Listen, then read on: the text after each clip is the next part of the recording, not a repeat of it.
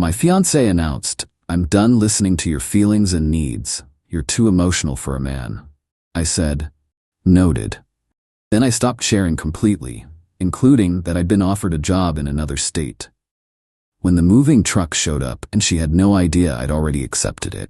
I, 31 male, was making dinner at 6:47 p.m. on a Tuesday when my fiancé, 29, said the thing that ended us. We were supposed to discuss the wedding budget.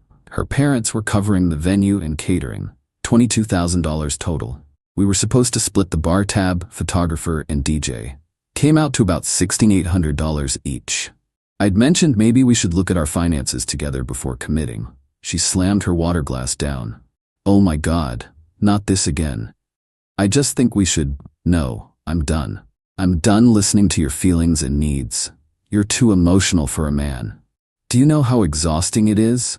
Every single decision requires a discussion. My dad never acted like this. He just handled things and let my mom plan. I'm not your dad." Clearly, he's actually masculine. Stood there holding a spatula. Pasta was burning. "You want me to stop sharing my feelings? I want you to stop having so many feelings, or at least keep them to yourself. I can't be your therapist." Noted. Don't be dramatic. Turned off the stove. Lost my appetite. That night, I decided. She didn't want to hear my feelings, she'd hear nothing at all. Next morning at 9:23 a.m., LinkedIn message. Recruiter. Senior software architect position. Different state, 850 miles away.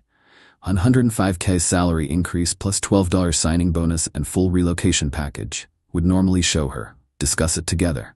Not this time. Responded, extremely interested. When can we talk?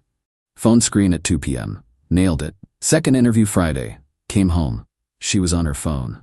How was work? Fine. You're being weird. Just tired. Panel interview Friday. 6 people. 2 hours. Crushed it.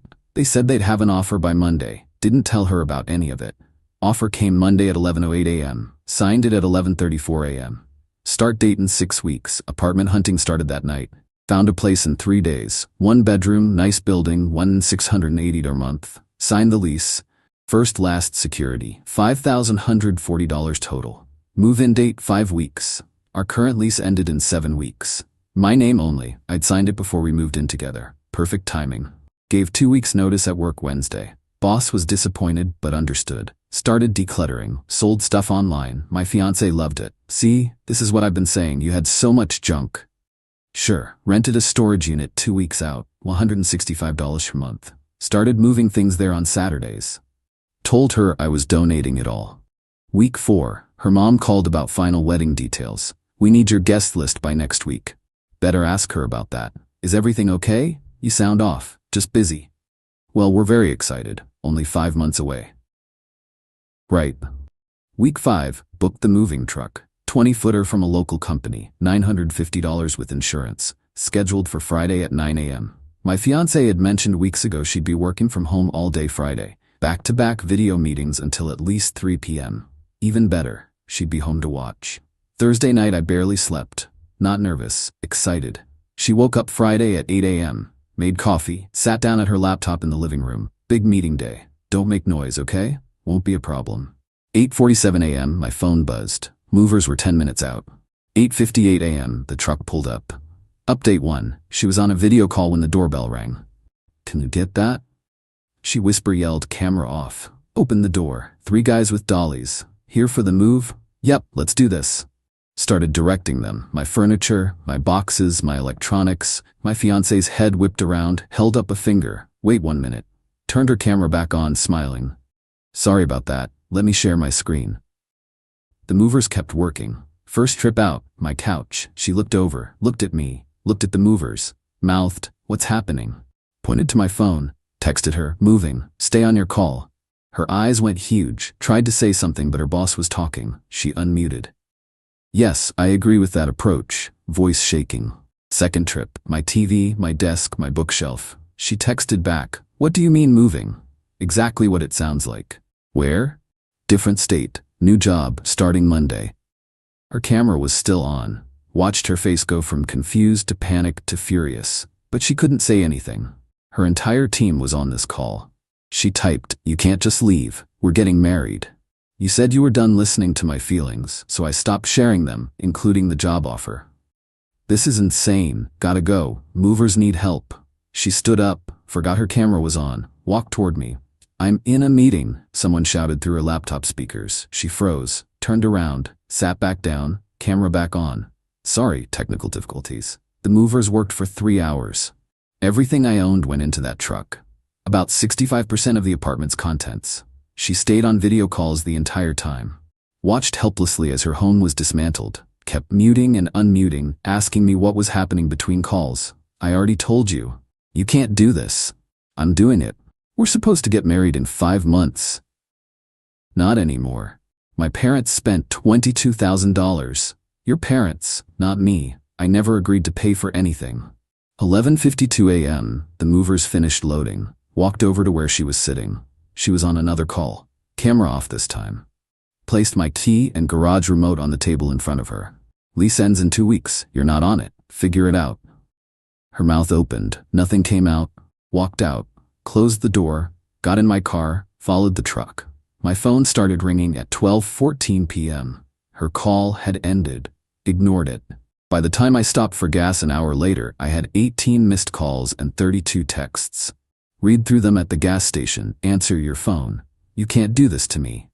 Where are you going? What state? I'm calling the police. This is kidnapping. Of what? My own furniture? My mom is freaking out. Everyone is asking where you are.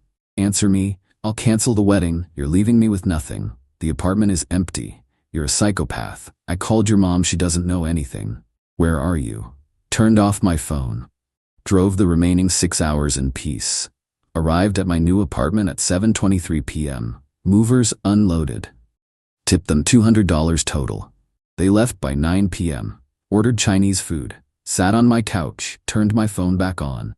63 missed calls. Over 100 texts. 12 voicemails. The voicemails escalated beautifully. VM1. What the hell is going on? Call me back right now. VM3. The landlord said the lease ends in 2 weeks and only your name is on it. What am I supposed to do? VM6. My mom is crying. Do you know what you've done? We have to cancel everything. Fine. Fine. If you want to throw away 3 years, go ahead. But you're paying for half this wedding. My parents are getting a lawyer. I know you're seeing this. I know you're ignoring me. You're a coward. You're pathetic. Everyone is going to know what you did. Texted her once. You told me you were done listening to my feelings and needs. I took you seriously. Stopped sharing everything, including the job offer, the apartment, and the move. The lease ends in 2 weeks. Only my name on it. Handle it however you want. Don't contact me again. Blocked her number. Blocked her family. Went to bed. Saturday morning, first day exploring my new city. Felt amazing. Checked my email over breakfast. 26 emails. Her mom, her sister, her dad, her best friend, 2 of her cousins. Her moms. You have humiliated our family. Do you know what it's like to call 180 people and cancel a wedding? Do you know how much money we've lost? $22,000. $22,000. You will be hearing from our attorney. What you did is illegal. You can't just abandon someone you're engaged to. We will sue you for every penny. Replied. I never signed a contract for the wedding. Never contributed financially. You planned it without my input because your daughter said she didn't want to hear my feelings. Sue me if you want. You'll lose. Her dad's email was shorter. I raised my daughter to be strong, maybe too strong. But what you did, leaving without a word, that's not what men do. Men communicate. Men work through problems. Call me. Didn't respond. Blocked them all. Sunday afternoon, knock on my door. Looked through the peephole. My ex-fiancée, her sister, her mom. How did they find me? Opened the door with the chain on. How did you get this address? Your mother gave it to me. My ex shrieked. After I told her you abandoned me. Note to self, have a talk with mom. You need to leave. We drove 9 hours to talk to you. I said don't contact me. Her mom pushed forward. You owe us an explanation. You owe us money. We spent thousands. You spent thousands on a wedding I never agreed to pay for. Your daughter told me she didn't want my input. She got her wish. You're twisting everything, her sister yelled. She had one bad day and you blew up your entire life. Actually, she had multiple bad days where she told me I was too emotional and she was tired of hearing my feelings, so I stopped sharing them. One comment, my ex screamed. You're doing all this over one comment. The comment that ended it, yeah, the breaking point of many comments. Her mom was crying now. We can't get the deposits back, do you understand? $22,000 is just gone. We're not rich people. Then maybe don't plan an expensive wedding without making sure both people want it. You proposed. My ex shrieked. I did, 9 months ago, before you spent months telling me my feelings were a burden. Security showed up. Must have been called by a neighbor. Everything okay here? These people are harassing me. I've asked them to leave. You heard him. Time to go. You can't kick us out. We drove 9 hours, her sister protested. Ma'am, this is private property. Leave or I call the police. They left, screaming the whole way to their car about lawyers and revenge and karma. I watched from my window as they sat in the car for 20 minutes, arguing, crying. Finally drove away. Started my new job Monday. It was great. Update 2, week 1 at the job. My ex found my work email. Sent me a novel Tuesday morning. Subject, please read this. Didn't read it. Forwarded to HR. My ex-fiancée is harassing me. I left her after she told me she was done listening to my feelings. She's not handling it well. HR called her and told her to stop or they'd pursue legal action. She stopped emailing work, got served with papers Thursday. At my new apartment, she was actually suing me. The claim, breach of promise to marry and unjust enrichment. She wanted $11,000, half the wedding deposits. Took it to a lawyer Friday. Consultation was $300. He read it. Started laughing. Breach of promise to marry isn't recognized in this state, and even in states that recognize it, you'd need proof of financial loss caused by you. She has none. You didn't pay for anything. So this goes nowhere? Nowhere fast. I'll respond for $700. Basically telling her she has no case and further frivolous litigation will result in me pursuing legal fees from her. Do it. He sent the response. 2 weeks later, her lawsuit was dropped. But the harassment intensified. She created a fake email account, Jennifer.Stone2024, and sent me paragraphs. I hope you're happy. I hope your new life is worth destroying mine. I had to move back in with my parents. At 29 years old, because you took everything. You took the apartment, you took my stability, you took my future. Everyone at work keeps asking about the wedding. Do you know how humiliating it is? Some people thought I was lying about being engaged. That's how sudden it was. You didn't just leave me. You humiliated me. Blocked the email. She made another, Emily Cares 888. My therapist says you're a narcissist. She says what you did is called stonewalling, and it's abuse. You abused me by refusing to communicate. You abused me by leaving without warning. I'm in therapy because of you. I'm on anxiety medication because of you.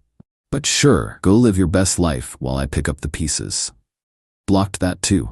Her best friend DM'd me on Instagram. I'd made a new account, kept it private. She must have found it somehow. You're disgusting. Do you know she cries every day?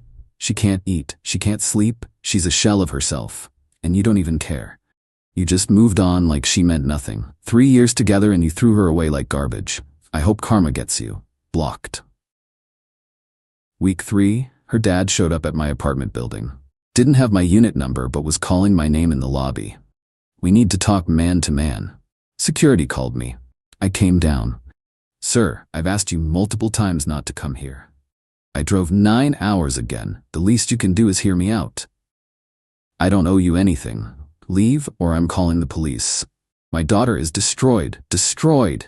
You didn't just break up with her. You humiliated her. You left her with an empty apartment and 2 weeks to find a new place. She had to beg us for money. She's 29 and living at home because of you. She's 29 and living at home because she spent 3 years telling me my feelings didn't matter.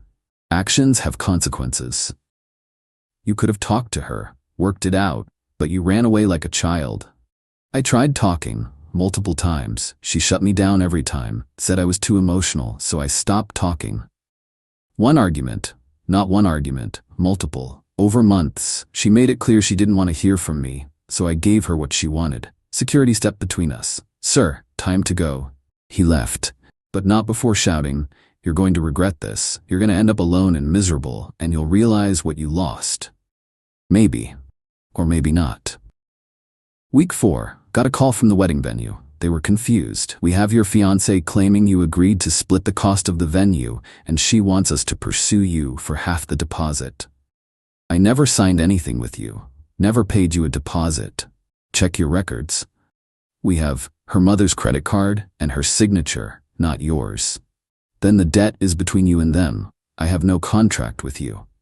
She's claiming you verbally agreed. Verbal agreements aren't enforceable for this amount in this state. Talk to your lawyer if you don't believe me. They dropped it, but her mom sent me a certified letter. You are a thief. You are a liar. You are destroying our family. We will not stop until you pay us what you owe. We've contacted a lawyer. We've contacted the police. We've contacted everyone who knows you to tell them what kind of person you are. You will not get away with this. Showed it to my lawyer. He sent them a cease and desist, $400 for that. If they contacted me again, we could pursue harassment charges. They stopped. Month 2, my ex found out where I worked, not from me, someone must have told her. Started calling the main office line. Reception kept telling her I'd asked not to be contacted. She called anyway, 5 times in 1 week. HR got involved. Your ex-fiancé has been calling repeatedly. We need to address this. I've blocked her everywhere, told her not to contact me. She won't stop. We're going to send her a formal cease and desist from our legal team. If she contacts this office again, we'll pursue legal action. They sent it. She stopped calling, but she didn't stop trying. Got a LinkedIn message from her. She'd paid for premium just to message me. I know you hate me. I know you think I'm crazy. Maybe I am, but I miss you. I miss us. I'm sorry for what I said. I was stressed and I took it out on you. Can we please talk? Just once, I promise I'll leave you alone after. I just need closure. Didn't respond. She sent 8 more messages over the next week, each more desperate. Finally replied, you told me you were done listening to my feelings. I took you seriously. There's nothing to talk about. Move on. Blocked her on LinkedIn. Update 3. Month 3. Her best friend called my work line. Got through somehow. She's not eating. Did you know that? She's lost 20 pounds. She's so depressed she can barely get out of bed. Are you happy? Is this what you wanted? I wanted her to listen when I tried to communicate. She refused. So I left. Her mental health isn't my responsibility anymore. You don't just abandon someone you love. I abandoned someone who told me my feelings were a burden. Big difference. She was having a bad day. For 3 months? She was having a bad day for 3 months straight? Silence. That's what I thought. Hung up. Reported the call to HR. They blocked that number. Got an email from her mom's lawyer. 3rd one now. More threats about lawsuits. More claims about verbal agreements. More demands for money. My lawyer responded, your client has filed and dropped 1 frivolous lawsuit already. Any further legal threats will result in countersuit for harassment. All claims have been proven baseless. Cease contact immediately. Never heard from that lawyer again either. Month 4, mutual friend reached out. Guy I'd known for years before I even met my ex. Dude, she's telling everyone you ghosted her with no warning. That you were fine one day and gone the next. Is that true? No. She told me repeatedly she was done listening to my feelings. That I was too emotional for a man, so I stopped telling her things. Including that I got a new job and was moving. Holy shit. She's not mentioning that part. Of course not. What's she saying? That you left her high and dry. Took everything from the apartment, left her homeless and broke. That you're refusing to pay her back for the wedding. I never agreed to pay for the wedding. Her parents paid. I was never asked to contribute. The apartment lease was in my name only. She was never on it. She had 2 weeks to figure it out. And I didn't leave her broke. She had her own income and savings. Man, the story she's telling is way different. People who get left usually rewrite history to make themselves the victim. Fair point. You doing okay though? Better than okay. Best decision I ever made. Got a final certified letter from her dad week 17. Expected more threats, more demands. Instead, I owe you an apology. Last week I found some text messages on my daughter's old phone. Messages between her and her mother about the wedding planning. She said some things about you that I never knew. Called you overly sensitive and exhausting to deal with. Said she was training you to be less needy. I confronted her. She admitted she said those things you told me about. About being done listening to your feelings. I'm ashamed of her, and I'm sorry I blamed you. You did what you had to do. Good luck with your new life. Put that letter in a drawer. Didn't respond, but didn't throw it away. My ex sent one final email last week. Month 6 post-breakup. Subject: I understand now. I've been in therapy for 4 months. My therapist helped me see what I did, how I treated you, how I made you feel like your feelings didn't matter. She's right. I was wrong. I was controlling. I was dismissive. I damaged you, and I'm sorry. I don't expect you to forgive me. I don't expect you to respond. I just wanted you to know that I get it now. I understand why you left, and I'm sorry I made you feel like you had to leave that way. I hope you're happy, truly. Take care of yourself. Read it 3 times. Felt nothing. Not anger, not satisfaction, just nothing. Didn't respond. Closed the email. Moved on with my day. As for me, life's pretty great. New job gave me another raise, performance bonus plus cost of living adjustment. Dating someone casually. She's a teacher. Smart, funny, empathetic. Actually asks about my day and listens to the answer. Novel concept. My apartment feels like home now. Got new furniture. Made it mine. Have friends here. Life I actually enjoy. And I share my feelings when I have them, with people who actually want to hear them. My ex wanted a man who didn't have needs, who just handled things silently, who kept his feelings to himself. She got exactly that. For 6 weeks while I planned my exit, then she got nothing at all. Sometimes the best revenge is giving people exactly what they ask for, then leaving.